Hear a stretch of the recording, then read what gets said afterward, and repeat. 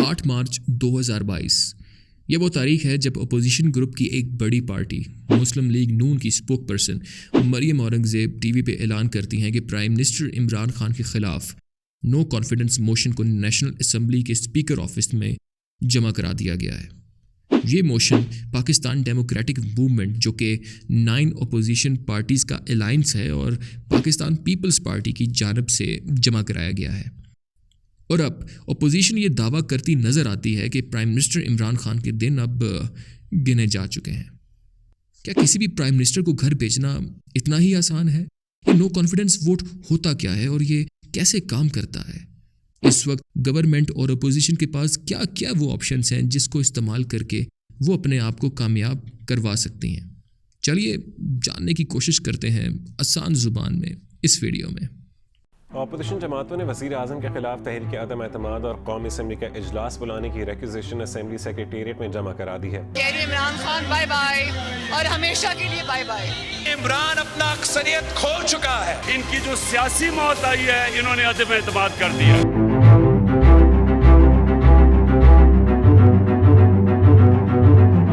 بالکل بیسک سے شروعات کرتے ہیں۔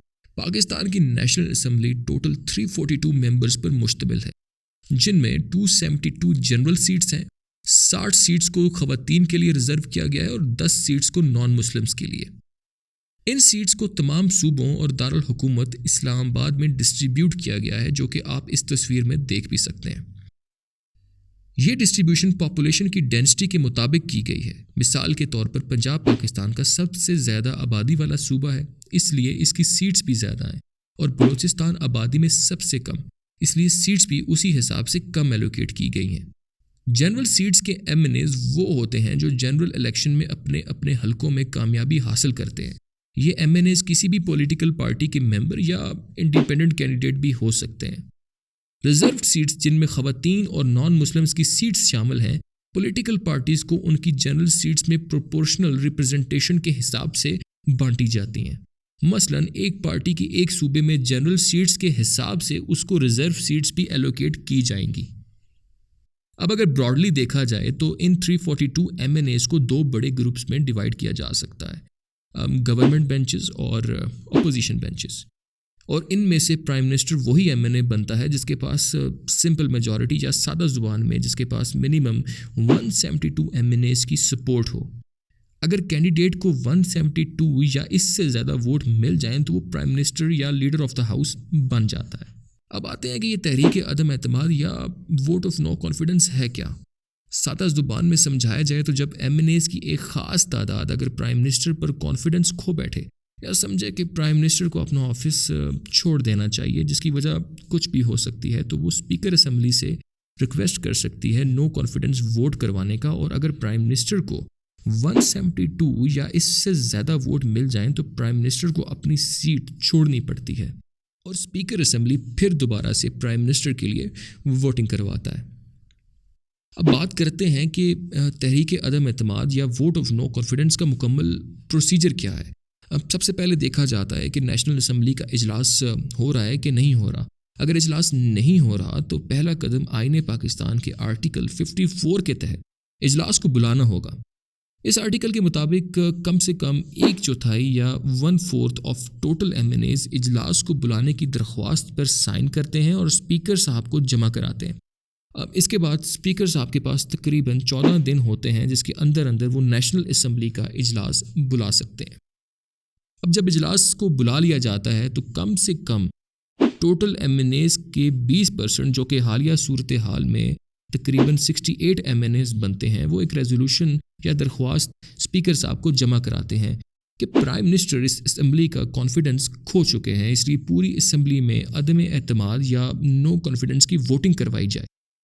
I hereby seek leave of this august house to move the following resolution for a vote of no confidence against the Prime Minister. اس کے بعد speaker 3 سے 7 دنوں کے اندر نیشنل اسمبلی کا اجلاس اور ووٹنگ کروانے کا پابند ہوتا ہے۔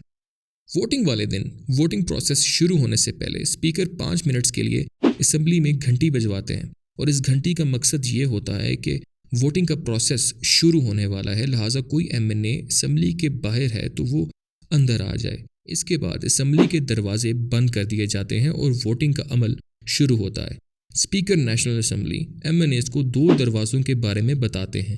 جو ایم این ایز حمایت میں ہوں وہ ایک دروازے سے باہر جاتے ہیں اور جو خلاف ہوں وہ دوسرے دروازے سے باہر جاتے ہیں۔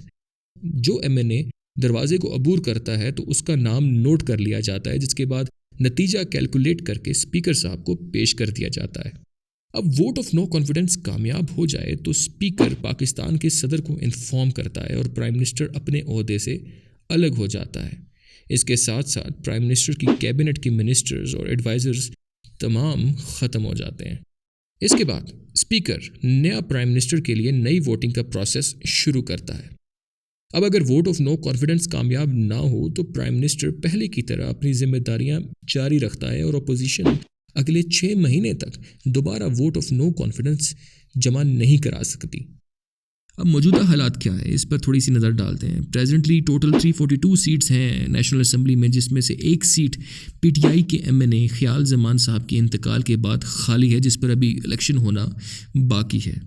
پارٹی وائز سیٹس کو دیکھا جائے تو پی ٹی آئی اس وقت 155 سیٹس کے ساتھ سب سے بڑی پولیٹیکل پارٹی ہے نیشنل اسمبلی میں۔ پی ٹی آئی کے علاوہ PMLN 84 seats اور پیپلز پارٹی 56 سیٹس کے ساتھ دوسری بڑی جماعتیں ہیں اسمبلی میں۔ حکمران اتحاد کے پاس 179 ایم این ایز کی حمایت حاصل ہے، جبکہ اپوزیشن پارٹیز کے پاس 162 ایم این ایز ہیں۔ سادہ زبان میں دیکھا جائے تو صرف 10 ایم این ایز کا ووٹ چاہیے پرائم منسٹر عمران خان کی گورنمنٹ کو گرانے کے لیے۔ اب دوستوں، ان 10 ووٹس کے حصول کے لیے اپوزیشن پارٹی کے پاس 2 راستے ہیں۔ پہلا یہ کہ وہ گورنمنٹ کے ساتھ جو اتحادی جماعتیں اور آزاد امیدوار ہیں ان کو رضامند کرے کہ وہ پرائم منسٹر عمران خان کے خلاف ووٹ دیں۔ اس وقت کاف لیگ، ایم کیو ایم اور بلوچستان عوامی پارٹی وہ پارٹیز ہیں جن کی کل ملا کر ٹوٹل 17 سیٹس ہیں۔ اگر یہ پارٹیز عمران خان کے خلاف ووٹ کر دیں تو اپوزیشن یقیناً کامیاب ہو سکتی ہے۔ دوسرا راستہ یہ ہے کہ وہ پی ٹی آئی کے ایم این ایز میں سے کم 10 ایم این ایز کو راضی کرے کہ وہ اپنی پارٹی کا راستہ چھوڑ کر عمران خان کے خلاف ووٹ کر دیں۔ اب دوستوں، صورتحال کچھ ایسی ہے کہ تینوں بڑی اتحادی جماعتوں کی ملاقاتیں پی ٹی آئی کی لیڈرشپ اور اپوزیشن کی لیڈرشپ سے ہوئی ہیں، لیکن تینوں اتحادی جماعتوں نے ابھی تک کھل کر سٹیٹمنٹ نہیں دی کہ وہ آخر کس کے ساتھ ہے۔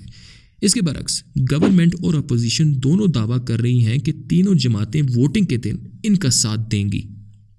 دوستوں، اس سب میں ایک ٹوسٹ تب آیا جب پی ٹی آئی کے ایم این ایز راجہ ریاض اور ملک نواب شیر نے ایک انٹرویو میں پرائم منسٹر عمران خان کے خلاف بغاوت کا اعلان کر دیا، اور یہ خبر نیوز چینلز پر چلی کہ کچھ باغی ایم این ایز نے سندھ ہاؤس اسلام آباد میں پناہ لے لی ہے۔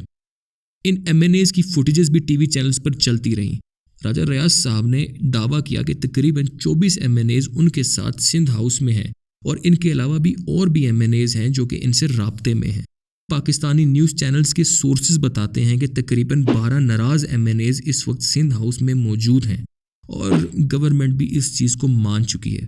دوستوں، اخلاقیات کہتی ہے کہ آپ جس ٹکٹ پر الیکشن جیت کر آتے ہیں تو آپ کو پہلے استعفیٰ دینا چاہیے، اپنے بل بوتے پر دوبارہ الیکشن لڑ کر جیت کر کسی حکومت کے خلاف ووٹ دینا چاہیے۔ حکومت کے لیڈرز اس چیز کا دعویٰ کر رہے ہیں کہ ان ایم این ایز کو بھاری داموں میں خریدا گیا ہے۔ اب سوال یہاں یہ جنم لیتا ہے کہ پی ٹی آئی کا رسپانس ان سب ایم این ایز کے خلاف کیا ہے؟ دوستوں، آئین کا article 63A M N as کی اپنی پولیٹیکل پارٹی کے خلاف ہو جانے پر نااہلی کے بارے میں بتاتا ہے۔ اب آپ دیکھ سکتے ہیں کہ یہ آرٹیکل کافی ڈیٹیلڈ ہے، لیکن یہاں گورنمنٹ کو صرف ایک پوائنٹ پہ انٹرسٹ ہے، جو سادہ زبان میں اگر میں سمجھاؤں تو کہتا ہے کہ اگر آپ ایک جماعت کے ممبر ہیں اور اسی جماعت کے ٹکٹ پر الیکشن جیت کر ایم این اے بنے ہیں، اب ایم این اے بننے کے بعد آپ اپنی پولیٹیکل پارٹی کی ڈائریکشن یا آرڈر کے خلاف ہو کر کسی بھی ووٹنگ پروسیجر میں اپنی مرضی سے ووٹ ڈالتے ہیں یا پھر ووٹ ڈالنے ہی نہیں آتے، تو آپ اس وجہ سے نیشنل اسمبلی سے نااہل ہو سکتے ہیں۔ یہی چیز ذہن میں رکھ کر گورنمنٹ نے سپریم کورٹ آف پاکستان سے اسی آرٹیکل 63A کی وضاحت مانگ لی ہے، اور یہ وضاحت کچھ سوالوں پر مانگی گئی ہے۔ پہلا یہ کہ اس صورتحال میں اگر ایم این اے نااہل ہوتا ہے تو کیا وہ تا حیات نااہل ہوگا یا پھر کسی خاص وقت کے لیے؟ دوسرا یہ کہ ان ایم این ایز کے ڈالے گئے ووٹس کی کیا حیثیت ہوگی؟ کیا یہ ووٹ گنتی میں شامل کیے جائیں گے یا ضائع ہو جائیں گے؟ اب دوستوں، سپریم کورٹ کی پروسیڈنگز تو چل رہی ہیں، اب فیصلہ کیا ہوگا یہ دونوں اپوزیشن کے لیے اور گورنمنٹ کے لیے بہت اہم ہے. اب کیا یہ باغی ایم این ایز ووٹ ڈال پائیں گے یا پھر نااہل ہو جائیں گے؟ اور اتحادی جماعتیں آخر ووٹ والے دن کس کا ساتھ دیں گی؟ کیا عمران خان صاحب کو کرسی چھوڑنی پڑے گی یا وہ کامیاب ہوں گے؟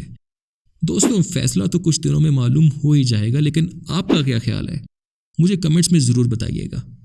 دوستوں اگر آپ کو یہ ویڈیو انفارمیٹو لگی ہے تو پلیز لائک کیجئے، شیئر کیجئے اور سبسکرائب بھی کیجئے، اور میں آپ سے ملوں گا اگلی ویڈیو میں.